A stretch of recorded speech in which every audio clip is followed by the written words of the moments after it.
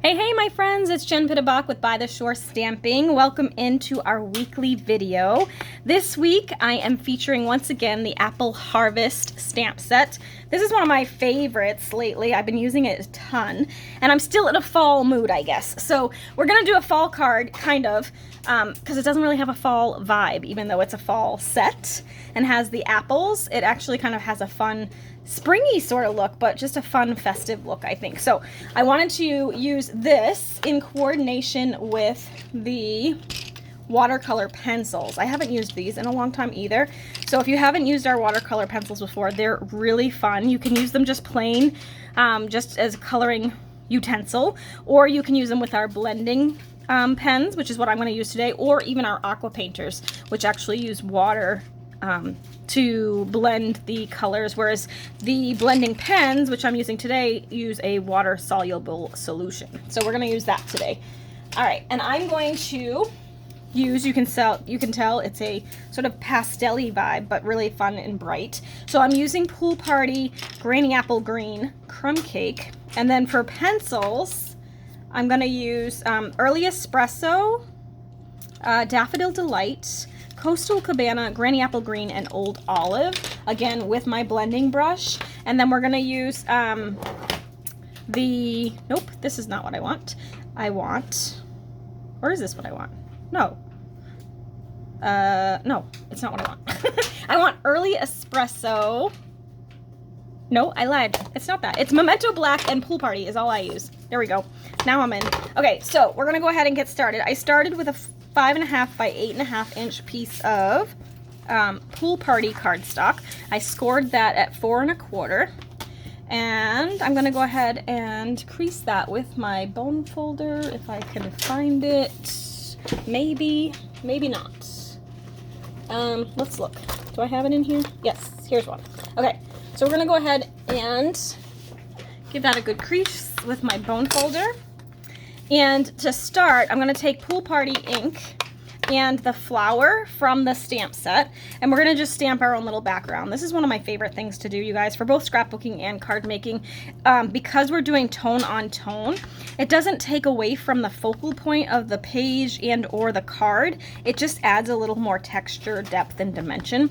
So I just love that. I will say that a good tip when you're doing this is to make sure you're stamping like off the page as well. So don't make it so all your flowers are perfectly on the page. You want them to kind of be stamped off the edges a little bit too, because if you think about pattern paper, the patterns always go off the page too, right? So you want it to look like it was printed, right, rather than just stamped. So that's a little tip to make that look a little bit more official, so to say. All right, so next up, I pre-cut the stitched square with the Stylish Shapes dies. I didn't bring those over here, but I've used them a bazillion times. You guys know those are like some of my go-to right now. They're great because they have circles, squares, and banners as part of that die set. So you get a little bit of everything, which is perfect for both scrapbooking and stamping. Card making, rather. All right, so I'm just going to attach this flat right in the middle. Roughly. Okay, and then I cut myself a piece of pattern paper that is 4 by, I think, 1 3/4. Yep, 4 by 1 3/4. So not quite edge to edge. They're almost edge to edge, but not quite. And before I attach this down, I'm actually going to snip banner ends in this. So I'll snip in the middle here, and then just turn it and go from corner to center, and then do the same thing over here. Corner to center. And this is the pattern paper stack. It's the Brights collection. So this is the Granny Apple Green color, and you get 4 each, I believe, of each color, 2 of each pattern. So this one, and they're double-sided. So this one is the plaid and the polka dot, which are my 2 very favorites in these pattern packs. You can see there's the polka dots, here's the plaid. And I just love plaids and polka dots. So this is my favorite piece in the whole package. All right, so before I attach this, I'm going to grab some of the basic black baker's twine from the Essential Baker's Twine pack. Wow, say that 2 times fast. And then we'll just wrap that twice, and then I'm going to tie it in a bow over here. I'll tie a knot first because it just gives me a little bit more stability. And I'm actually going to tie a knot first, and then before I tie the bow, I will attach it to my card again, just to give me a little bit more stability when I am tying the bow. Because as you can see, it can be a little tricky to do when it's not attached. All right, so there's that, and I cut myself way too much twine, so you could be much more resourceful than I was. I'm just going to put some dimensionals here at the top and here at the bottom. And I'm putting this on with dimensionals just because it's got that twine in the middle, so that will give it a little bit of lift so it doesn't have a bump. Like if you were to adhere this flat, because the ribbon is in the middle there, it might actually make it have like a little bump, and I didn't want that. So I'm gonna just go ahead and add lots of depth and dimension to this one. So there we have, now it's secured, and I can take these pieces here and make a big floofy bow. And then I'm just gonna fix that a little bit so it's flat. I had to wait all day today to record my video because we have people at my office that are fixing the siding and the roof. So they've been pounding and pounding and pounding. I actually had this done like hours and hours ago. I actually planned it in advance, but couldn't record it because it was too dang noisy here. So that's that part. Okay, so that's kind of the base of the card. We're gonna set that aside for a moment. And then I'm gonna grab one of the circles. This is the, I think 3-inch, or no, it's like 2.5-inch white circle from the Stylish Shapes. I think there's one more larger than this, but we're gonna use this middle size. And I'll use Memento black ink. And I'm going to just stamp this in the Memento black. And then we're going to use, like I said, those watercolor pencils, which are an oldie but goodie. You get a lot of colors for a very inexpensive price, so it's a great way to test out some colors if you don't have them all. And I'm just going to go ahead and stamp this on the circle. It is much easier to stamp first and then die cut, but because I wanted to do this on the video, I die cut first. All right, so I'm going to use my colored pencils, and what's really great about these is, like I said, you can just color with them outright and just leave it that way. There's not going to run or bleed or anything like that if you don't do anything with it. You can just color, but what I love about it is you can use those blender pens to kind of give it a little bit more of a softer look, and you have control with the watercolor pencils because I can color really, really light like this, and you'll see me do that later for one of the parts of this, or I can color dark, and that's going to give me the variety of color. So if I want something a really intense color, then I'll color darker. If I want it a little bit lighter, then I'm going to use a lighter hand when I color. And so for this twig, I'm going to color pretty light. This part right up here in this corner came out really dark for some reason. I must have had extra ink on that corner. But I'm just going to kind of give it a good color here. I'm not using a very heavy hand because I don't want it super dark.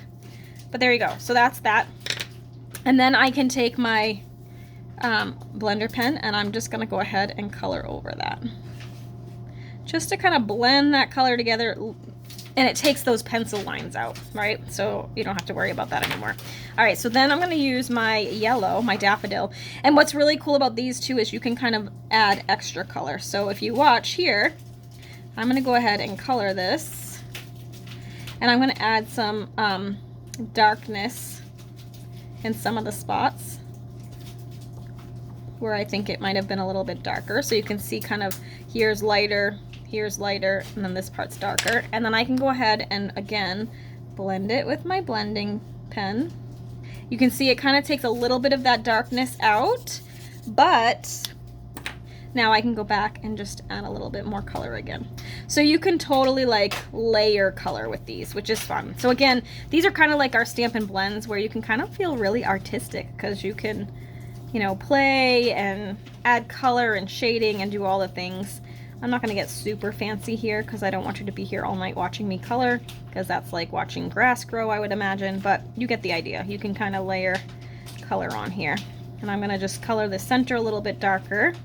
So I'm using a heavier hand so you can see the color difference, and I'm going to color this underside right here darker as well. And then I'll just take my blender pen, we'll rub that color in.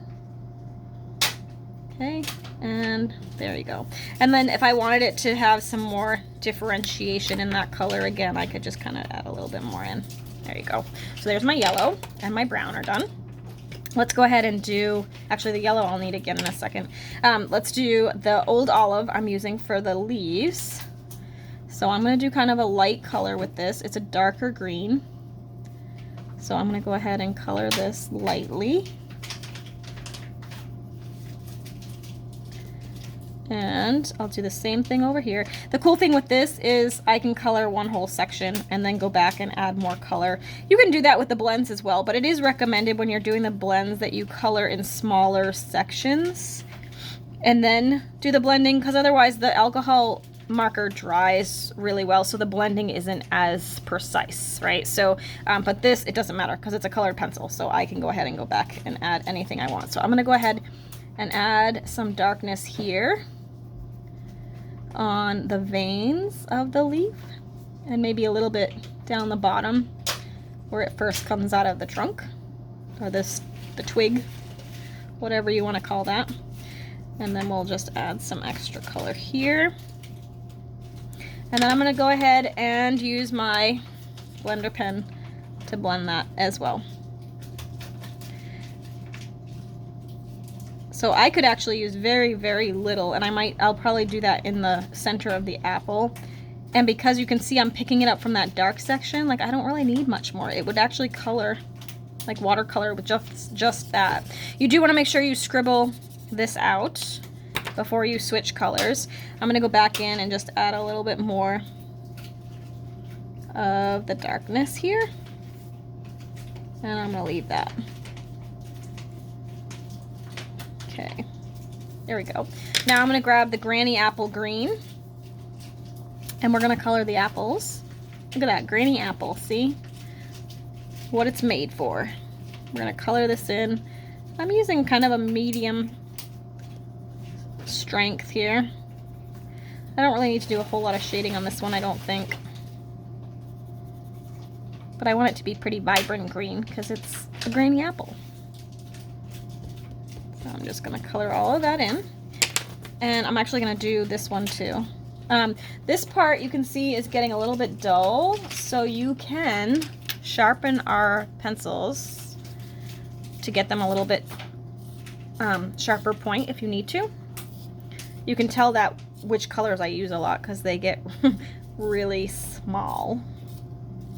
But they work just like regular pencils, which is nice. So now I can go ahead and I'm gonna just have that little point to be able to do this thin line here and here. Color that in. And then again down here. Okay, so there's that. Now I can take my blending pen. I'm just gonna blend this out. So you can see it got a little bit lighter there, which is fine. And then I'm gonna blend this out too. It just gets rid of some of those pencil lines and makes it look more like a painted look.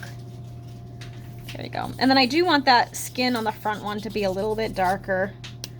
So I'm gonna go ahead and go back with this and just add in a little bit more color there. So there's more differentiation between the two apples. Like that. Okay, so there's that. And then the last thing, well actually two more things. I'm gonna take the yellow for the inside of the apple and I'm gonna just go super light with that. And I'm really kind of scribbling and not filling it all in, if you can see.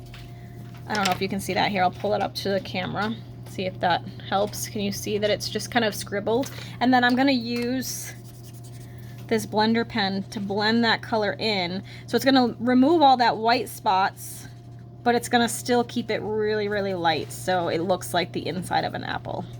Because the inside of an apple is more white than yellow, so I didn't want it to look like those flowers.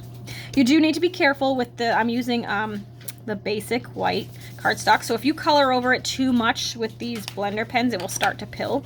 So you need to go quickly and not run over the same spot too often. And then my last step is I'm gonna take this Coastal Cabana and I'm gonna actually color it super lightly all over the background. So You won't even really be able to see much of it probably. I'm just gonna kind of add it in so it looks like sky in the background there. And because these other parts are already colored and I'm going really lightly, I don't have to worry about like changing the color of what I've already colored at all. It will stay the way I want it. Oops, I did just go a little crazy there, but it's fine. You can erase these just like you can with regular markers. I mean regular pencils. There we go. All right, and then if I wanted to, I can just blend that out. It is gonna make it a little bit darker, which is fine. I don't think I blended them on the first one, the first sample I did, but this one, I'll do it. So it is a little bit brighter, which is fine. We're just gonna blend that in.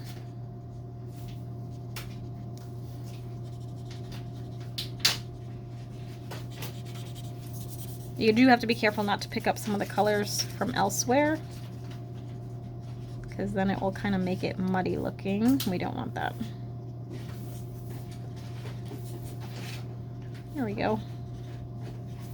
So there is our finished colored piece. So I'm gonna go ahead and grab this and pop this onto my project with some dimensionals again. You could do flat if you wanted to. I'm adding all the dimension to this one just because I love to. I love myself some dimensionals. And I'm gonna go ahead and just tuck that in right there. Okay, and then we need a greeting. So I cut some soft seafoam, which is kind of a variation of the Granny Apple Green. It's just a lighter variation, so they work well together. And I'm gonna go ahead and grab my Memento Black, and I'm gonna use the Thanks for Your Kindness because I can always use thank you cards. So I'm gonna go ahead and I'm gonna pull this a little bit closer to me so I can make sure I get it straight, hopefully. And I'll stamp that. Perfect. I am going to trim it down a little bit too, just because I like it to be a little bit thinner. I don't want to hide too much of my apple. So I'm going to just plop this in my trimmer. And I liked when it's something really thin like this, I like to actually drop the blade in the middle of the cardstock rather than coming at the ends, because then it will just kind of scooch it up and make it bunch at the ends instead of actually cutting it. So if you start in the middle, you don't have that problem. All right, so then I'm going to place it kind of here, and I'm going to have it kind of come into the apple a little bit. So we'll do a banner end on this. So I'm just going to snip in the middle like that, corner to center, corner to center. And I'm going to just, I was going to say peel off. I'm going to cut off just a tiny bit here. I don't want it to kind of come out that far. And then I'm gonna kind of border it on where that pattern paper is. So this top corner overlaps with the circle. So I'm gonna do that.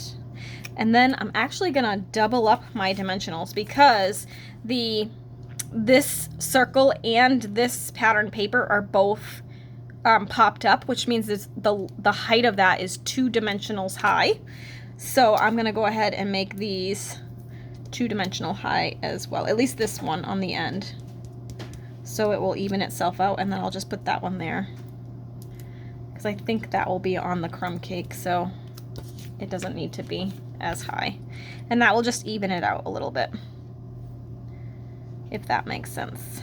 All right, so we're gonna put that here like that. Okay, and then the last thing I did with this is I'm actually using our Pearlized Enamel Effects Basics. So these come as a set, the 3 of them together for $15.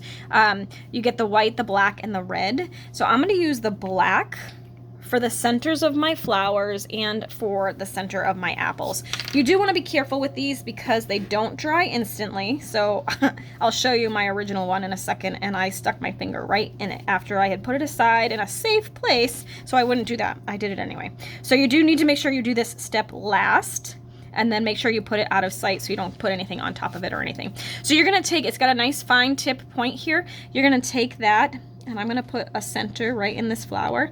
So you're gonna kind of push down and then pull it up. And usually when you pull it up, it will kind of retreat back on itself so you don't get that point, and it will just kind of poke into like a perfect little circle shape like that. If it doesn't, I will sometimes like poke it with this to give it that shape.